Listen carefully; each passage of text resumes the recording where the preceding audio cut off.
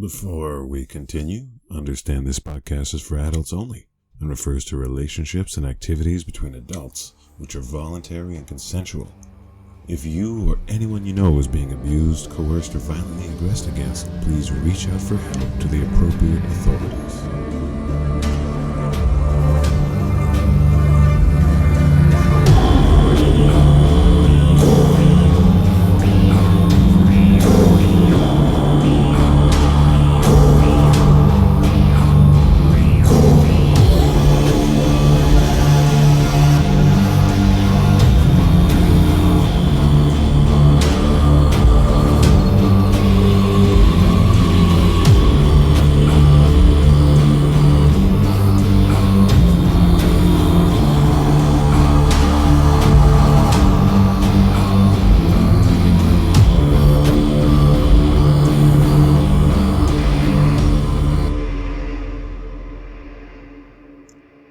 Hello and welcome.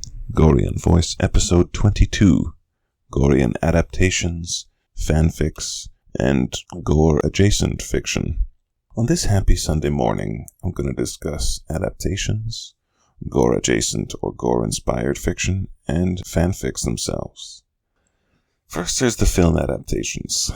Gosh, the film adaptations miss the point so hard that this overshadows just how awful they are to behold. I won't go into the lame scenery, the props, the convoluted plot lines, the goofy characters, or the incredibly bad fight and equestrian choreography. Those make it simply an awful film on its own. But what really makes them into terrible adaptations of Gore novels is just how far they miss the point of the source material. Essentially, Tarl is transported from Earth to Gore, which has of late come under the oppressive rule of a tyrant who has instituted the awful practice of slavery. Tarl himself becomes something of an emancipator, liberating the society with badly choreographed swordsmanship, horsemanship, and archery, to the point it almost looks like a physical comedy or a blooper reel. So yes, this movie got Gore more or less backwards. Another aspect of the film, which snatches defeat from the jaws of victory, is the casting of the hero. Urbano Barberini, the Italian actor who plays Tarl, he's not terribly miscast. He's a tall, handsome, muscular, leading man type. I have no idea what sort of command he has of the English language, but making the character a foreigner wouldn't have been the end of the world. I mean, why not give Tarl an Italian accent? Instead, somehow this tall, handsome, muscular college professor in his mid-20s comes across as a total dweeb who can't get laid at the college he works at. In the books, the general concept of a man slightly too manly for Earth getting onto a planet where he can really cut loose and be himself is totally subverted. This Tarl is a dork on Earth and a double dork on Gore. The film, and its sequel, even managed to waste a few big-name dramatic actors such as Jack Palance and Oliver Reed. I think these films would have had a cult following among Goreans even if they had been terrible, but the fact that they get the premise almost completely reversed makes them ridiculed by fans of Gore and non-fans alike. I recently read that John Norman himself had some sort of consulting role on the films, which I find utterly astonishing. These things make Jim Kata look like an epic. One last note. There is a character, Hup, who's played by a dwarf, and he's got some of the worst dwarf lines in any film. There is one line where he's begging to join the heroes in their quest or something, and he says, "I know all the shortcuts," because he's so short. And later on, when he mysteriously appears to open a locked drawbridge or gate or something, he says, "Hey, do you need a little help?" It's incredibly bad writing.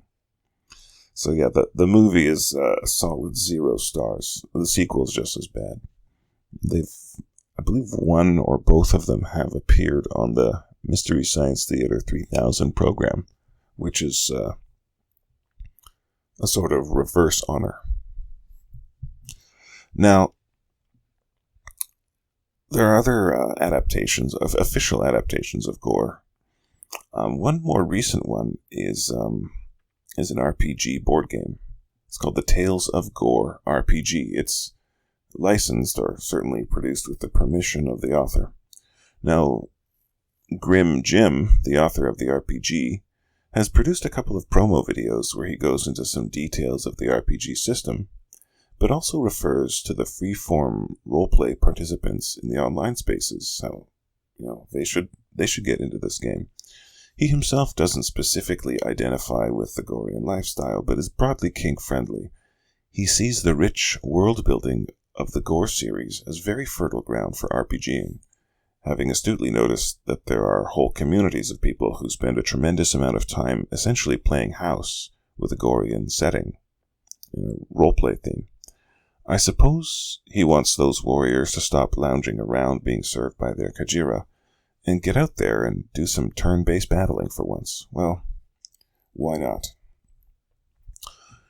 Now, with respect to fanfics, there's certainly an abundance of fanfics of Gore, many of which seem to adapt a Gorean aesthetic to suit the author's particular flavor of sexual expression, which is absent from the books themselves, such as any manner of trans or some furry things, etc. The website, An Archive of Our Own, possesses, or has possessed at times, an abundance of such weird fetish fiction.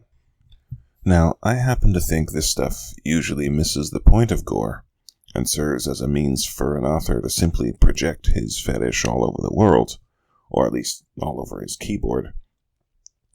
There are two charming fanfics, which, though they were taking the piss out of the premise of Gore, their parodies, are nonetheless much read and enjoyed for a laugh by Gore lovers and haters alike.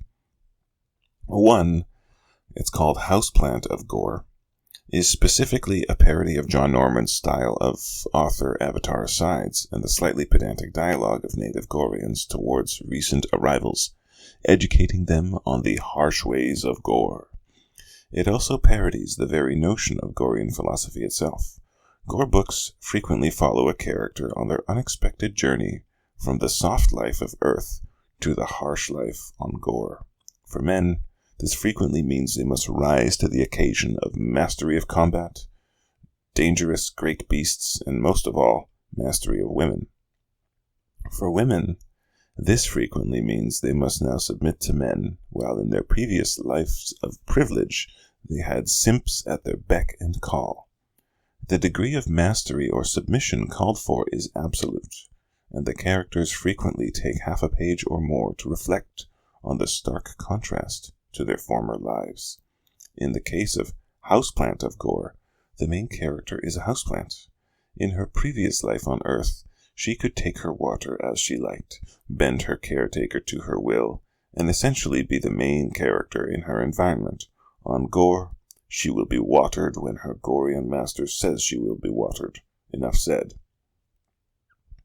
The second parody, which holds a strange place in my heart, is called Bedazzled Gay Nazi Bikers of Gore. Like Houseplant of Gore, it's been well over 2 decades since I read it, but I remember distinctly it had a different flavor altogether. Kajira are confronted with characters who are not the least bit interested in their feminine charms, and, well, hijinks ensue. Well, there's also the matter of Gore-adjacent fiction, and here I'll touch upon 4 pieces of very different sorts. Hyperborea, or the Tales of Hyperborea, Mineruba no Kenshi, Japanese animation, Conan, and others, and The Preacher Man. So first, there is the Tales of Hyperborea series by an author called Alice Sinclair. It even advertises itself as Gorean-style BDSM fiction for men. Which is a bit weird. I thought men don't really read. I don't really read fiction, and we don't really read erotic fiction, but oh well. I remember a few seasons ago, when this first dropped on Amazon, there was something of a discussion about it in the Gorean gathering place.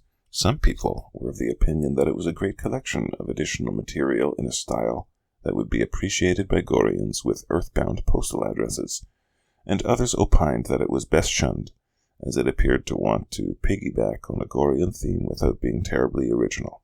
I read some of the material. It merges time travel, Lovecraftian beings, and a Conan-style adventure story in a world where women are pretty much automatically enslaved upon arrival. It has an element of future history, and I can't help but think that Alice Sinclair is a pseudonym on account of the main character seemingly incredibly likely to be a stand-in for the author. Does an ordinary, slightly academic, fairly athletic man from the 20th century, who has traveled to a time when all of his avocations and hobbies, including primitive metallurgy, serve him incredibly well, sound familiar? The setting is prehistoric, incorporates many of the eldritch horrors of Howard Phillips Lovecraft, and exceeds by millions of years all but the most extremely distant timelines for the mythical land of Hyperborea.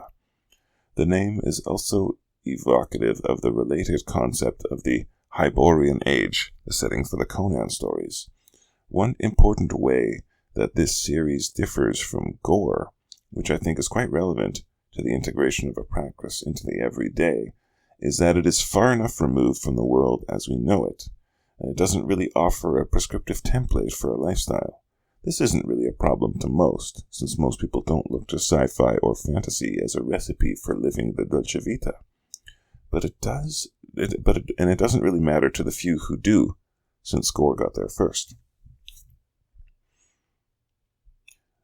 Now, Minerva no Kenshi, or the Fencer of Minerva, or sometimes translated as the Swordsman of Minerva, is an anime, or more properly a borderline hentai.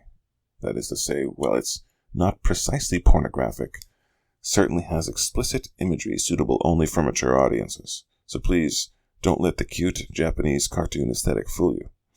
The setting is somewhat along the lines of the setting of the Gore novels, with an interesting mix of cultural aesthetics. There are European-looking kingdoms that look like they belong in the late medieval, early Renaissance, or Holy Roman Empire era. There is a somewhat Vedic culture or kingdom called the Gupta, and there are tribes of nomadic riders who wear animal hides, among other things. At nearly every place in these various cultures, slavery, or at least the enslavement of women, is a socially accepted norm. I won't go into the plot, but it somewhat follows the plot of the first couple books. Tarnsman and Outlaw, a high-born princess such-and-such gets reduced to slavery, and of course, she enjoys it. Later, her master, of improbably elevated sword skills, also goes on other adventures, liberating a few other women from freedom along the way. While, of course, this work isn't strictly based on the books, I'd have to say it's the most faithful moving picture adaptation of the work, head and shoulders above the official movies. Now, Conan the Barbarian, and of course Barsoom or John Carter of Mars series, they shouldn't really be called Gore-Adjacent fiction, since they started getting published decades before John Norman put pen to paper. But there are a few elements in common in terms of world building, and it's not difficult to see their influence on Norman's writings. Now, with respect to fanfictions, as I mentioned earlier, I'm not terribly keen on original fiction that is literally set in the Gore setting. While the author still breathes, I'd prefer to leave his domain to him alone. But I would like to mention a piece that doesn't really reference Gore, but you can smell the influence. It's called The Preacher Man. It is a story I was pointed to by a friend of mine who thought it would suit my tastes. She couldn't have been more right. It can be found on literotica.com, a website where people write and submit erotic stories of varying quality for others' enjoyment. I do not know the author's identity beyond his or her nom de plume of Hammingbird. Being a man, I don't really read erotica. The fact I read at all is somewhat uncharacteristic for my sex. But don't worry, ladies. We fellows are catching up to you thanks to podcasts and audiobooks. But back to The Preacher Man. It is nearly a novel-length work, which, while it has some explicit depiction of actual sexual acts, spend most of the words in the service of world-building and plot development. The setting is a post-apocalyptic, yet rebuilt civilization, a few thousand years into our future, and takes place, for the most part, in what we now call South America. The society, which has been built after what they refer to in-universe as the War of Burning Metals, has been established as a global totalitarian theocracy, and has fallen into a state of sclerotic stagnation, even by the standards of global totalitarian theocracies. If you've ever wondered what the world would look like if after nuclear war it was the Kingdom of Saudi Arabia or the Islamic Republic of Iran which rebuilt society by their standards, this story gives an interesting idea of what it would look and feel like. The Islamic influence is clear in terms of dress codes, place names, personal names, the mandatory prayer times, etc. The specific religion of Islam is never mentioned. This may be because the author wanted not to tread on issues of our time, but I prefer to think of it as an interesting in-universe reason. The story being set in a world where the Islamic mode of being is the default and enforced standard, the question of what is Islam makes as much sense to them as the question of what is water does to a fish.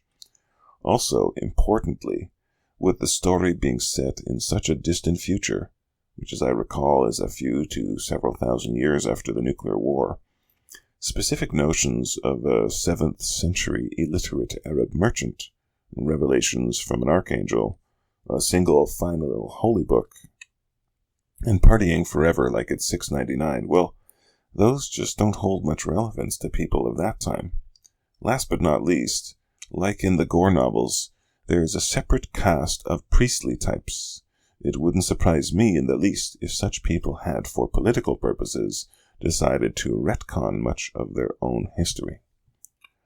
The society is futuristic in many ways, particularly technological, but the priestly class and rigid hierarchy keep a suffocating stranglehold on the day-to-day activities of most citizens, which would make Kim Jong-un look positively cuddly by comparison. Male and female citizens are reared apart from birth in academies, with males prepared for eventual vocational pathways and females prepared mostly for domestic life. The poorest performing third of males at 3 ages, 7, 12, and 18 if I recall, are culled. That is, they are killed in their sleep in an ugly form of eugenics. They call this the first, second, and third gate.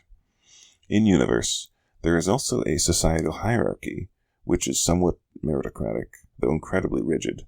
Male citizens, upon maturity, attain CL2, or Citizen Level 2, and may only be promoted to higher levels on the basis of examination results, which are apparently unbiased. One's citizen level is quite literally his station in society, and determines everything, from his access to the longevity serums, to the fact that each man is allowed a number of wives equal to his numerical citizen level. Unlike the longevity serums in the Gore series, the ones in this story are in the form of injections which must be administered regularly, and losing access to them, by way of displeasing the authorities, is essentially a death sentence. It is also revealed that due to genetic manipulation of humanity, simply choosing not to take the serums and live au naturel wouldn't work either. The human genome is in too rough a shape. In this story, women are utterly subject to men's will, but in a strict, pious sort of way. The burqa is standard attire for women in public.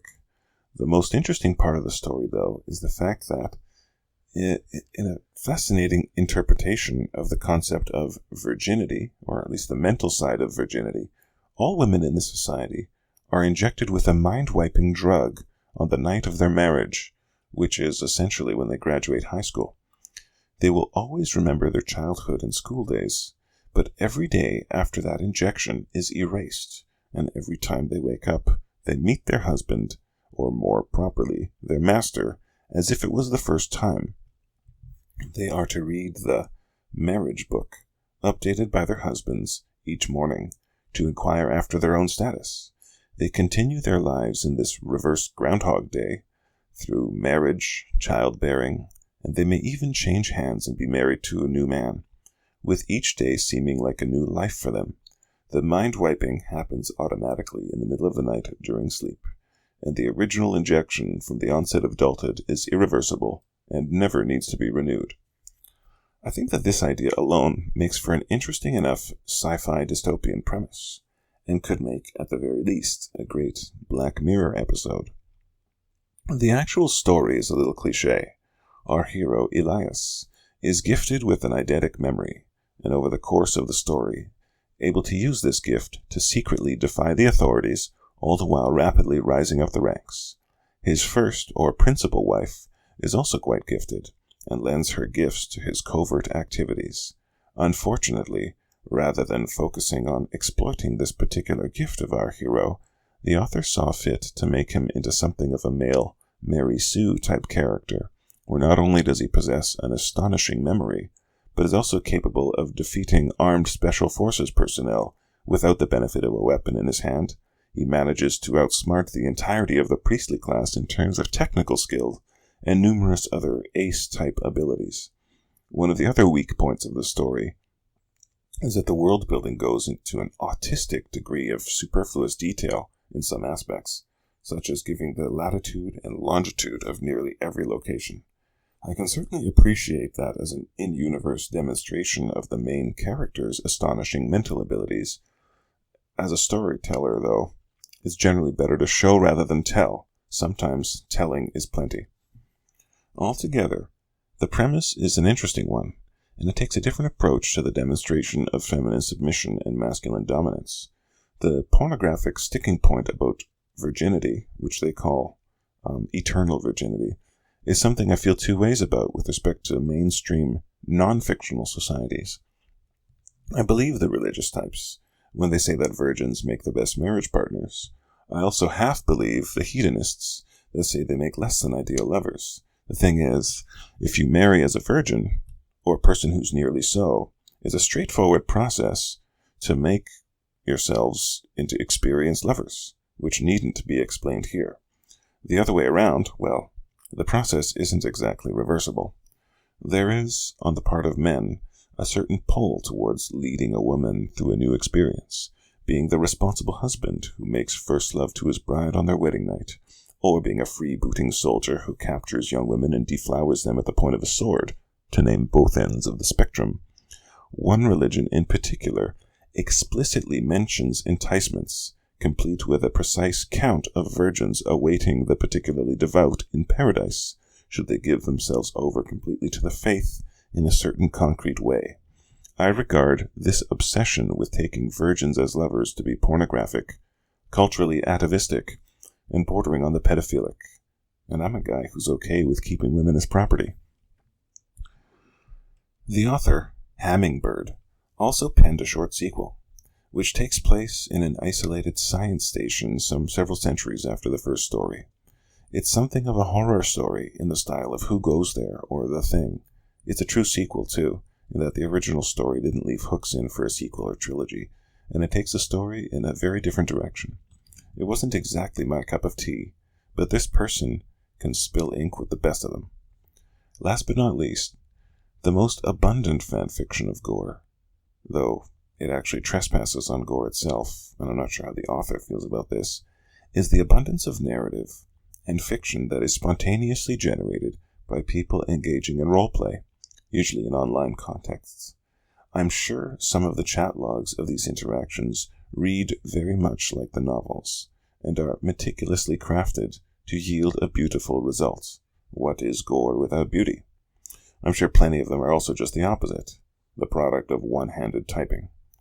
This is a side of Gore on Earth that I've stayed away from, but if any of you regularly venture into such virtual spaces, I'd be happy to hear your take. In the meantime, the sun is nearly up, and it's time I get back into the big blue room with the people in it. Thanks for joining me again this morning. Lasses, remember who you are. You don't have to stand beautifully, serve gracefully, and kneel patiently. You get to do those things. Lads, the game never ends. If you have a beautiful creature in your steel, whether for a few days, weeks, months, years, or decades, try to take a moment each day to remember when she was that excited, nervous, and a little scared woman who knelt and placed her neck in your care. If you don't have such a creature under your steel and want one, she'll be there when you're both ready. In a future episode, I'm going to go in specifics about cultivating kajira, processes and techniques for bringing to the surface her most lovely, submissive, thoroughly enslaved and feminine self. Hint, she wants this as much or more than you do. However, please join me again next week when I'll be taking a look at the concept of caste. It's an old-fashioned notion which on Earth brings up uncomfortable images of poor, starving Indians being denied scraps of food, while Brahmins and British officers feast in luxury.